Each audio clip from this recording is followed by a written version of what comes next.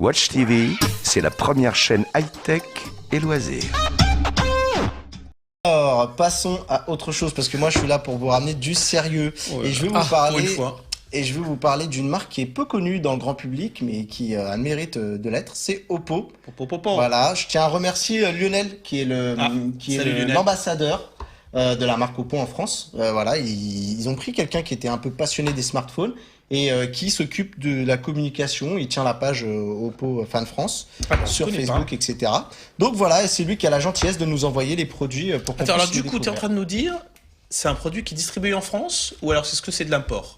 Alors, c'est un produit qui est... C'est important, ça. Vendu en Europe. Il est vendu en Europe.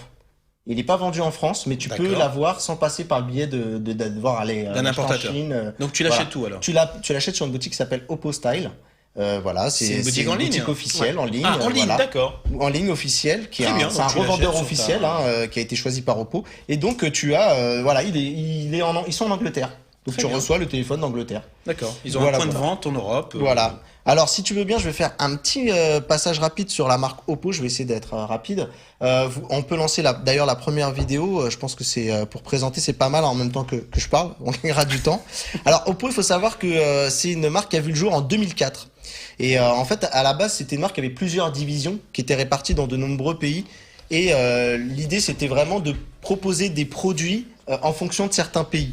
Donc tu avais des lecteurs MP3, des lecteurs DVD, Blu-ray. Ils ont été d'ailleurs très très connus pour le Blu-ray et le DVD. Et ils ont fait aussi des lecteurs multimédia TV, du LCD, des e-books. Et ils se sont lancés dans les smartphones en 2008. Alors avec le Oppo Finder. Alors en gros Oppo... on va se dire c'est encore un énième smartphone chinois qui nous arrive constructeur, mais ils ont quand même plusieurs innovations avec eux quand ils sont venus. Ils ont été alors c'est très très dur de parler pendant que certains se fendent la gueule. J'essaie d'être sérieux. Alors non, parce Alors. que sur Twitter, on me donne des propositions de réponse à mon énigme. Très bien. Comment on rend Ce qui est transparent. En fait, oui, l'étui est transparent, tout simplement. Très bien. Et puis, je suis en train de lire le mode d'emploi et il suffit de le mettre 30 secondes à une source de lumière. Voilà, Très c'est bien. tout, Mathieu, je te laisse Ok, continuer. ça a l'air sympa. Donc pour revenir à verra ça Oppo, ce soir. en tout cas, et sans mauvais jeu de mots, ils ont été très très très forts, les recordman de la finesse dans les smartphones. Et ils en avaient sorti à l'époque le premier smartphone le plus fin entre guillemets au monde avec 6,7 mm. Waouh. Donc aujourd'hui maintenant ça reste encore fin, mais Si. ça reste fin. Mais aujourd'hui on sait que les records ils ont été battus. Le Ils dernier, ont été battus. Ouais. D'ailleurs ils en ont fait un que c'était le R5. le R5, c'était 4,85 mm. Voilà. Donc, Pas de prise jack, hein. Mais il y a une batterie dedans ou Il y a- alors, c'est il y une a- batterie externe? Mais Il y a pas de comme- prise jack. T'as pas Voilà. de prise jack comme sur le premier d'ailleurs. Il n'y avait pas de prise jack. Il s'était fourni avec un adaptateur micro USB Ouais, ça et va que chercher tu loin, là. pouvais regarder. Ouais. On les connaît. Enfin, ils ont été assez connus et reconnus dans le monde des geeks entre guillemets, des importateurs avec le Oppo Find 7. Voilà, qui a été vraiment le smartphone haut de gamme à prix agressif de la marque. Il y a eu une édition d'ailleurs même avec une ROM cyanogen mode qui a été super connu.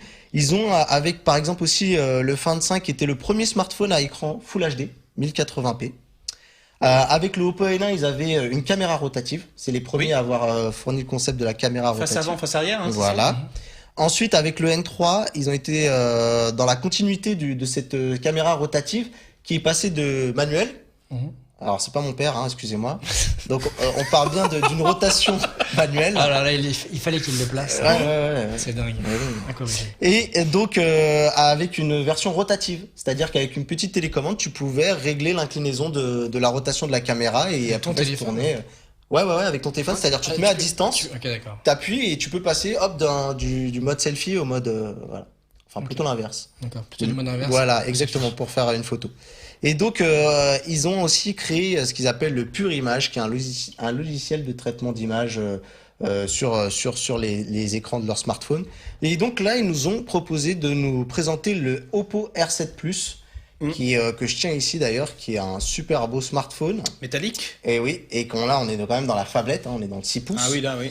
Et qui a un peu une sorte pour moi, de Huawei Mate 7 amélioré. Oui. Ça rassemble, oui, C'est beaucoup, Ça hein. rappelle beaucoup Et du Huawei. Hein. c'est mon premier, entre guillemets, ma première petite déception, parce que franchement, Oppo, quand tu regardes le reste de la gamme, avant, ils avaient quand même un design qui était très recherché et très propre à eux. Oui. On les reconnaissait parmi les autres. Là, ils commencent à se lancer un peu dans ce que fait un peu tout le monde. Du coup, Benji, même, je propose de lancer la vidéo du Oppo R7 Plus. qui est juste après la première que tu as Alors passée. c'est une vidéo, mais on va voir les joueurs du Barça. Alors là, Parce que Oppo est sponsor officiel du exactement, Barça. Hein. c'est juste celle d'après. De Donc, et donc moi, pendant ce temps-là, je peux vous montrer, voilà, le Barça, exactement. Je m'en mêle un peu. C'est hein, pas ton je suis club, c'est le désolé. Barça. Hein. Pas trop. Je suis plus Cristiano Ronaldo. Étonnant. Classique. Voilà. Prévisible. Bon, et en ce moment, ouais, ils ont signé un partenariat avec Barcelone. Hein. Donc, on sent que Ah, là, mais ça, c'est une édition limitée. ouais, exactement. Un peu comme ce qu'il y avait tout à fait. Huawei avec une édition limitée du PSG. Oui, c'est ça, Voilà, exactement. avec toute. Donc là, il n'y a pas la signature de tous les joueurs, mais on sent que Oppo, c'est une marque qui est assez confidentielle et qui est en train de passer à l'étape suivante. C'est-à-dire qu'ils n'ont pas fait le même circuit que Huawei, ils n'ont pas vendu en marque blanche. Mm. Et là, ils ont vendu de manière un peu confidentielle et c'était un peu les connaisseurs qui achetaient. Et là, ils sont passés à l'étape où ils veulent communiquer en se lançant avec le partenariat de Barcelone. Alors, on va en arriver vite fait au spec de l'appareil. Est-ce que tu savais, Mathieu, sur Twitter, on nous demande, est-ce que tu savais que Oppo, c'était la marque favorite des White Stripes? Tu sais pourquoi? Non. Parce que Oppo. Je vous la laisse. Voilà. Je veux pas Vous- assumer toutes les blagues pourries de l'émission, je vous la laisse celle-là, c'est pas pour moi.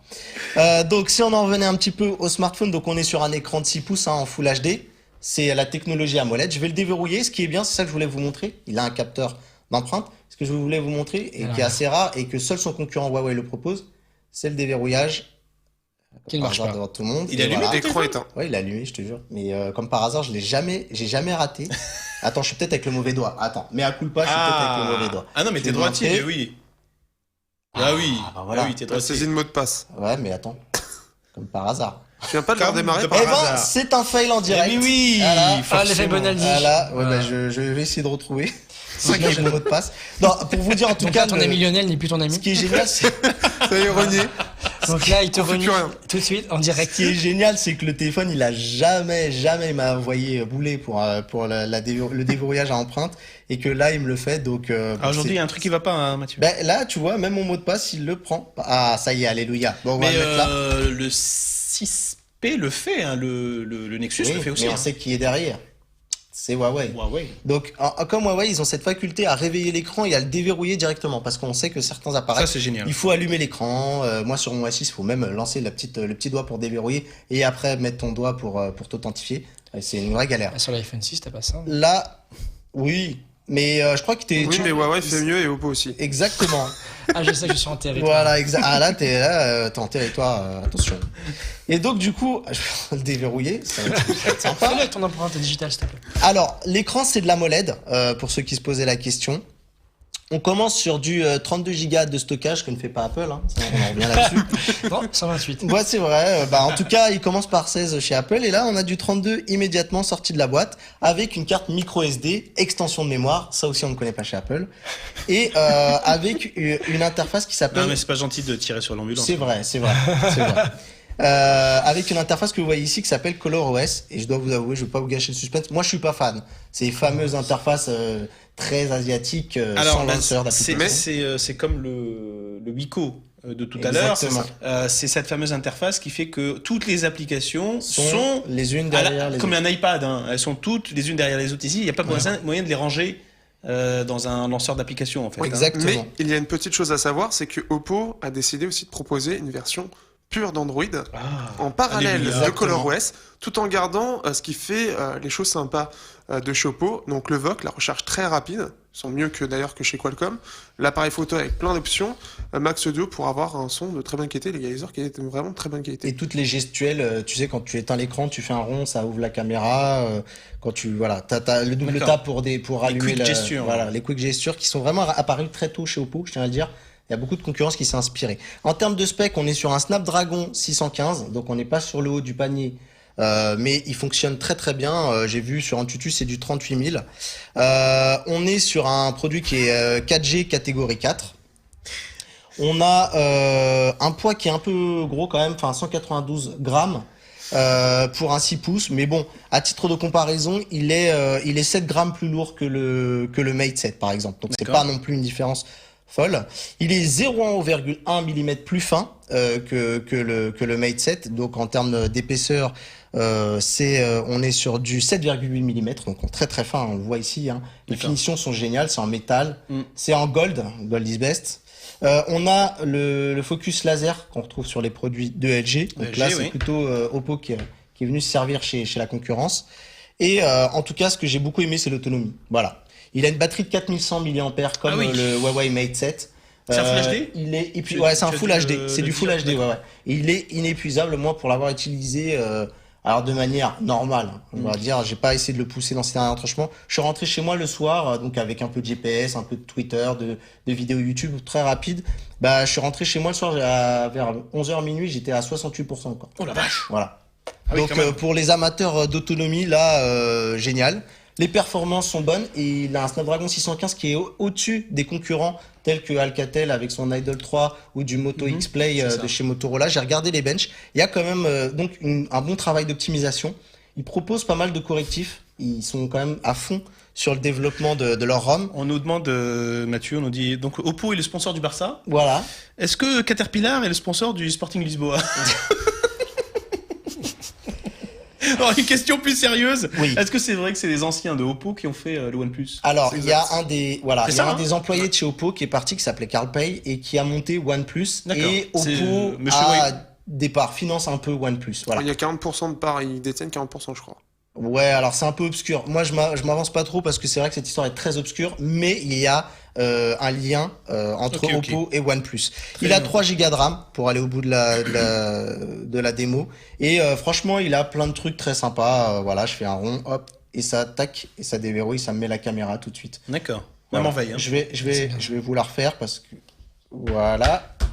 Ici par exemple. Hop, et tu sors ton smartphone. hop, tu fais un petit rond, hop, et ça marche super bien. Et voilà, on a la caméra qui se lance. Il y a plein d'autres Qui se gestures et tout est très paramétrable. Voilà, c'est vraiment, ils sont assez proches de Cyanogen en termes de fantaisie, de paramétrage. Avec un gestionnaire de thèmes, tu peux mettre plein de thèmes, etc. C'est une très bonne marque qui est vraiment. Tu as donné le niveau prix, dessus. Mathieu? Le prix, je l'ai pas encore dit, c'est 429 €. D'accord. Donc je trouve qu'il a un bon positionnement. Très compétitif, Il hein. est très compétitif pour un smartphone très autonome. Et vraiment, c'est juste pour finir, Oppo, c'est la gamme un peu au-dessus en termes de finition, je parle. Hein, Mhm. en termes de finition et de matériaux de chez OnePlus. Voilà. D'accord. Très bien. Merci beaucoup, Mathieu, pour cette présentation. Eh ben, Parce de que c'est rien. pas un téléphone dont on parle beaucoup. Et donc, Non, et je pense Pas que beaucoup. Lionel nous en. et qui a l'air intéressant. Nous Alors, on profitera laisse d'en passer un jingle. On revient tout de suite après avec Alexandre pour parler de la marque Mad Catz. Watch TV, c'est la première chaîne high-tech et loisirs.